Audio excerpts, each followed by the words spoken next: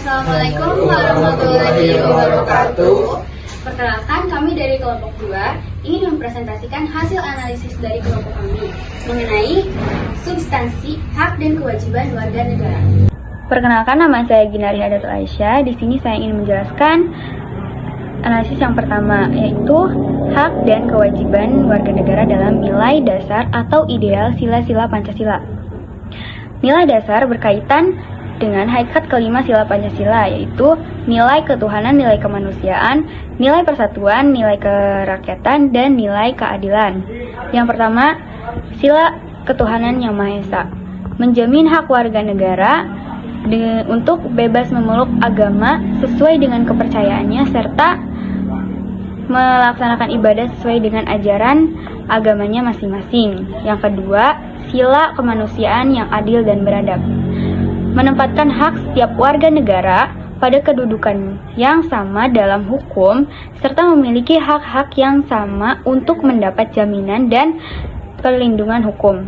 Yang ketiga, sila persatuan Indonesia menjamin hak-hak setiap warga negara dalam keberagaman yang terjadi kepada masyarakat Indonesia, seperti hak mengembangkan budaya daerah untuk memperkaya budaya nasional.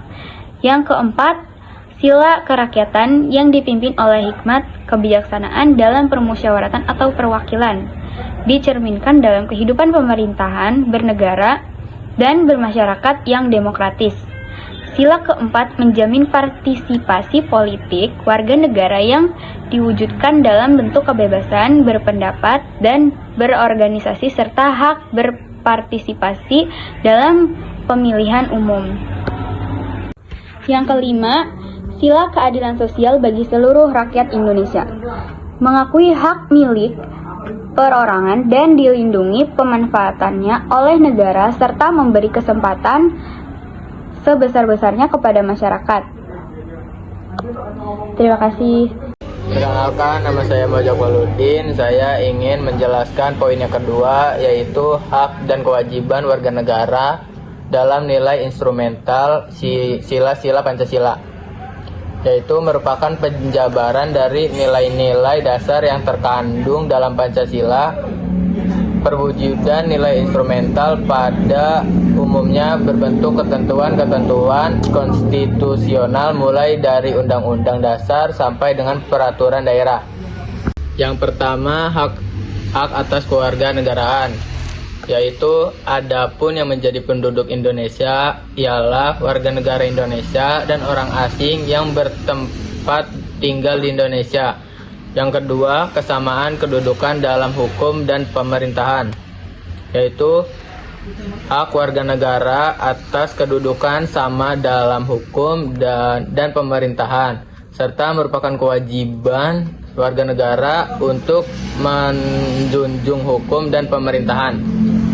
Yang ketiga, hak atas pekerjaan dan penghidupan yang layak bagi kemanusiaan, yaitu seperti yang terdapat dalam Undang-Undang Agraria dan Perkoperasian, penanaman modal, sistem pendidikan nasional, tenaga kerja, perbankan, dan sebagainya yang bertujuan menciptakan lapangan kerja agar warga negara memperoleh penghidupan yang layak. Perkenalkan, nama saya Abdul Robi. Saya ingin menjelaskan poin keempat. Hak dan kewajiban bela negara. Upaya pembelaan negara merupakan hal sekaligus menjadi kewajiban dari setiap warga negara Indonesia. 5. Kemerdekaan berserikat dan berkumpulan. Kebebasan berserikat, hak kebebasan kumpulan, serta hak kebebasan untuk berpendapat dalam melaksanakan kegiatan hak tersebut. Setiap warga negara kewajiban mengetahui berbagai ketentuan yang mengurutnya. Ke-6, kemerdekaan melakukan agama. Hal ini merupakan hak warga negara atas kebebasan beragama dalam koneksi kehidupan bangsa Indonesia. Kebebasan beragama ini tidak diartikan bebas tidak beragama, tetapi bebas untuk melakukan suatu agama sesuai dengan keyakinan masing-masing. serta bukan berarti pula bebas untuk mempercadukan ajaran agama. Ketujuh, pertahanan dan keamanan negara. Ketentuan tersebut menyatakan hak dan kewajiban warga negara untuk ikut serta dalam usaha pertahanan dan keamanan negara. Perkenalkan, nama saya Saidin, ingin menjelaskan poin yang ke-8, hak mendapat pendidikan.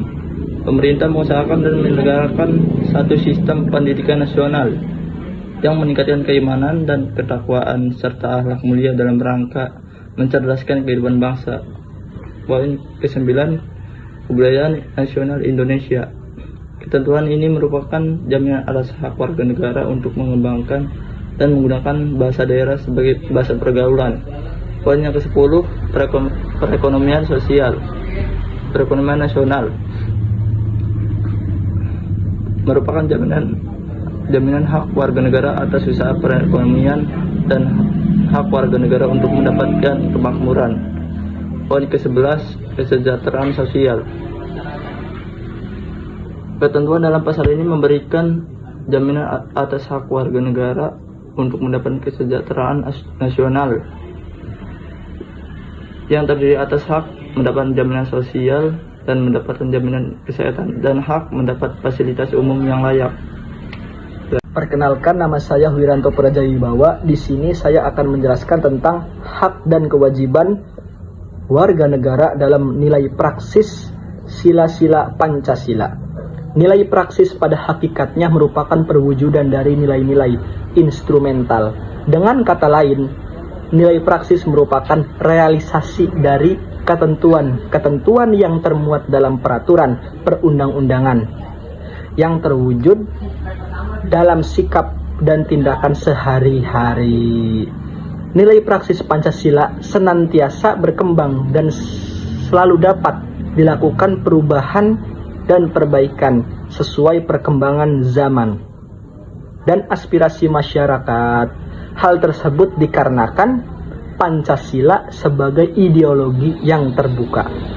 Hak dan kewajiban warga negara dalam nilai praksis Pancasila dapat terwujud apabila nilai dasar dan instrumental dari Pancasila itu sendiri dapat dilaksanakan dalam kehidupan sehari-hari oleh seluruh warga negara. Oleh sebab itu, setiap warga negara harus menunjukkan sikap positif dalam kehidupan sehari-hari. Adapun sikap positif tersebut diantaranya ada di bawah ini, atau contohnya seperti ini. Yang pertama itu sila pertama, ketuhanan yang Maha Esa. Sikap positifnya yang pertama, hormat, menghormati dan bekerja sama antar umat beragama sehingga terbina kerukunan hidup. Yang kedua, saling menghormati kebebasan beribadah sesuai dengan agama dan kepercayaannya. Yang ketiga, tidak memaksakan suatu agama dan kepercayaan kepada orang lain. Yang kedua itu kemanusiaan yang adil dan beradab. Sikap positifnya, yang pertama, mengakui derajat dan hak dan kewajiban antara sesama manusia. Yang kedua, saling mencintai sesama manusia. Dan yang ketiga, tenggang kepada orang lain. Yang ketiga itu contohnya Persatuan Indonesia. Sikap positif yang dapat kita tunjukkan, yang pertama, menempatkan persatuan dan kesatuan, kepentingan dan keselamatan bangsa dan negara di atas kepentingan pribadi atau golongan. Yang kedua, rela berkorban untuk kepentingan bangsa dan negara. Yang terakhir, cinta tanah, air, dan bangsa.